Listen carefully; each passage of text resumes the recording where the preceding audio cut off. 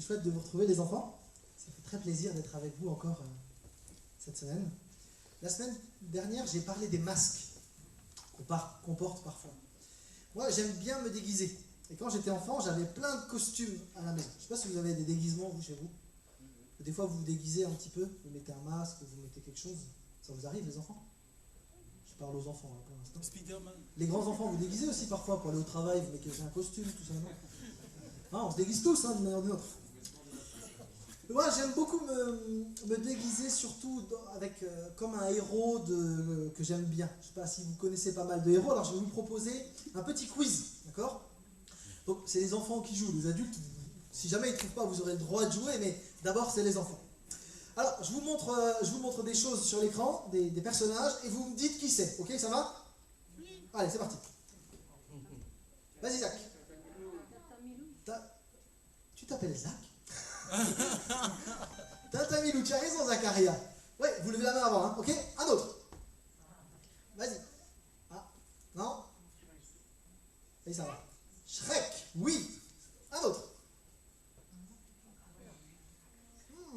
Ouais. Iron Man, ouais. Ouh. Difficile, tu vois. Un autre. Vas-y. Tu le connais? Vas-y. Comment il s'appelle? Astérix, absolument.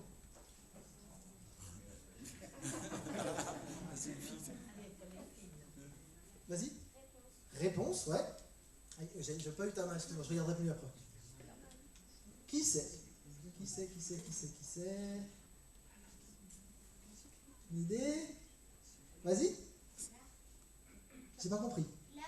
Clark Kent, ouais, donc du coup son nom de super-héros c'est Superman. Ouais, exactement.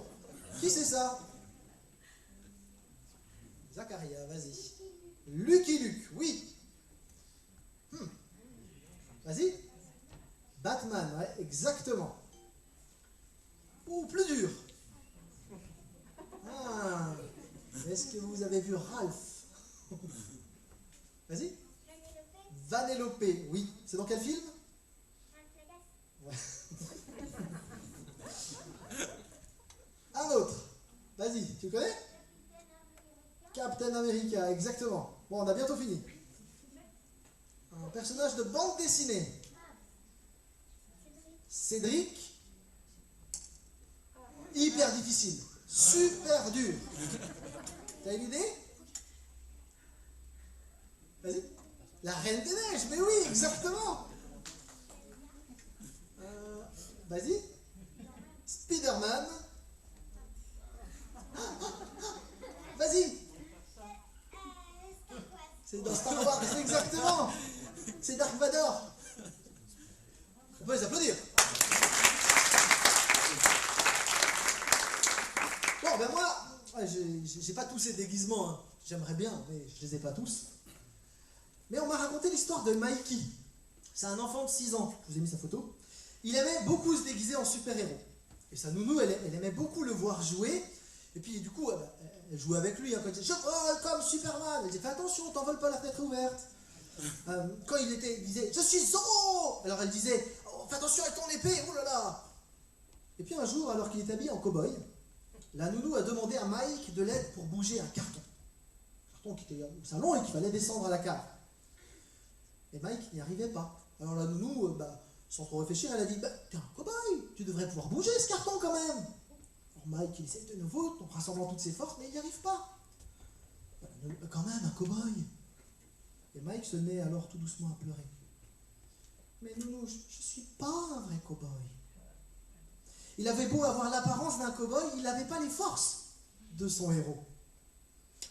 De bien des manières, nous sommes nous aussi parfois confrontés à nos limites. Et nous allons au-devant de grosses déceptions et de grosses désillusions quand nous pensons le contraire. On n'aime pas être dépassé. On a envie d'être tout puissant comme Superman, comme Hulk, comme les autres. Mais en réalité, on n'est pas. Et c'est pas facile d'accepter qu'on a des limites. N'est-ce pas les grands? Oui. C'est vrai pour les enfants, mais c'est vrai pour les grands aussi. Hein. Un jour, la Bible nous dit que Jésus était avec ses disciples. Si les uns et les autres voulaient prendre dans Jean 6, vous pouvez aller voir. Jean chapitre 6, les versets 1 à 15. C'est une histoire qui est connue. Hein. Il y avait plein de monde. Jésus il avait parlé pendant un bon moment. Et puis, les gens avaient faim. Alors Jésus se tourne vers ses disciples Et puis, un de ses disciples en particulier, il dit Philippe, où est-ce qu'on pourrait acheter assez de pain pour nourrir tout le monde? Alors c'est vrai, Philippe, c'est le local de l'étape. Hein. Il connaît bien le secteur, il sait où se trouvent toutes les boulangeries. Mais à cette heure-ci, trouver une boulangerie ouverte qui va nourrir autant de monde, casse-tête. Et puis en plus, ça va pas être facile à trouver, il va falloir payer une fortune. Rien que pour donner à chacun un petit morceau de pain, il faudrait au moins 200 pièces d'argent. 200 pièces d'argent, c'est 200 jours de salaire. La moitié d'une année. C'est impossible de nourrir cette foule. Il y a un autre disciple, André, qui fait le même constat. On a ici un jeune garçon qui a 5 pains d'orge et 2 poissons, mais qu'est-ce que cela pour tant de monde? Les disciples, là, ils sont face à leurs limites. Ce que Jésus leur demande, c'est juste impossible. Bon, on pourrait se poser la question, les enfants, mais pourquoi Jésus il a demandé ça à ses disciples? D'après vous, une idée? Pourquoi il a demandé ça aux disciples? Pourquoi il a dit, comment on pourrait nourrir ces gens? Les grands enfants? Une idée? Ah, ça fait moins le mal. Ah oui, parce que c'est quand même bizarre. Jésus, il était capable de faire tout de suite. Il aurait pu dire, je déclare que tout le monde est rassasié. Tout le monde a le ventre explosé. Il aurait pu faire ça. Il aurait pu dire, il va pleuvoir de la manne. Et tout le monde aurait eu de la manne sur la tête. D'ailleurs, c'est bizarre parce que les Juifs, ils croyaient que le Messie, il allait envoyer la manne quand il serait là. Donc ça aurait été une bonne occasion pour Jésus de faire ça. Mais Jésus ne le fait pas. Pourquoi? Pour leur apprendre quoi? Apprendre à demander. Ouais, et avant de demander, leur montrer qu'ils ne sont pas tout puissants, qu'ils ont des limites. En fait, il les amène à comprendre qu'ils ne sont pas des super-héros et qu'ils ont besoin de lui. Jésus veut nous enseigner que nous avons besoin de lui, nous sommes dépendants de lui. Et sans lui, on ne peut pas nourrir les autres. Ça ne marche pas. On a besoin de lui, on n'a pas besoin de quelqu'un d'autre que lui. Parfois on croit que comme nous on n'y arrive pas, on va trouver un autre super-héros, alors on demande on s'imagine qu'un de nos amis va être un super-héros, ou parfois on va dire le responsable de telle église. On va en parler tout à l'heure. Non, on a besoin de lui, de Jésus-Christ. Si on se croit fort, si on se prend pour un super-héros, on va face à une impasse. Si on pense que les autres sont des super-héros qui vont nous aider, on va dans une impasse. Mais lorsqu'on reconnaît qu'on a besoin de Jésus et de Jésus seul, alors là, on peut commencer à demander de la bonne manière. Alors je crois que les enfants, les petits-enfants, les grands-enfants et les très grands-enfants, il faut qu'on arrive à réaliser que nous ne sommes pas des êtres parfaits ni tout-puissants. C'est une illusion.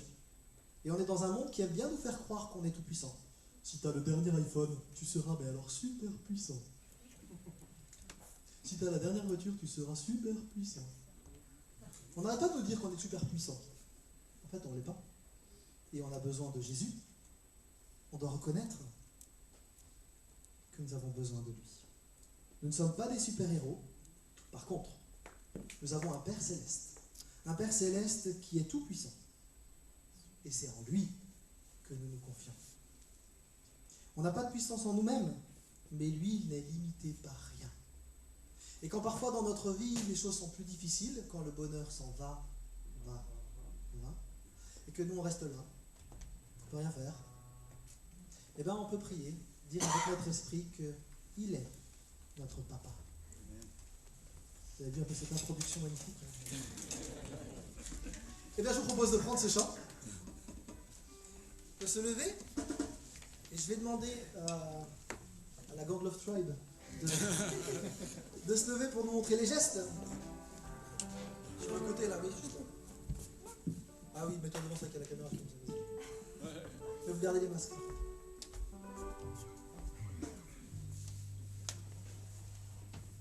Quand le bonheur s'en va et que je reste là, dans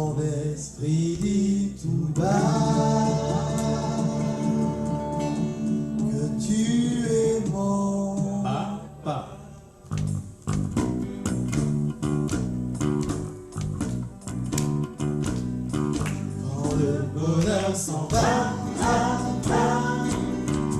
et que je reste là, là, là. Mon esprit est tout bas, que Dieu est mon papa. Mon bonheur s'en va, et que je reste là, là, là. Mon esprit est tout bas, que Dieu est mon papa.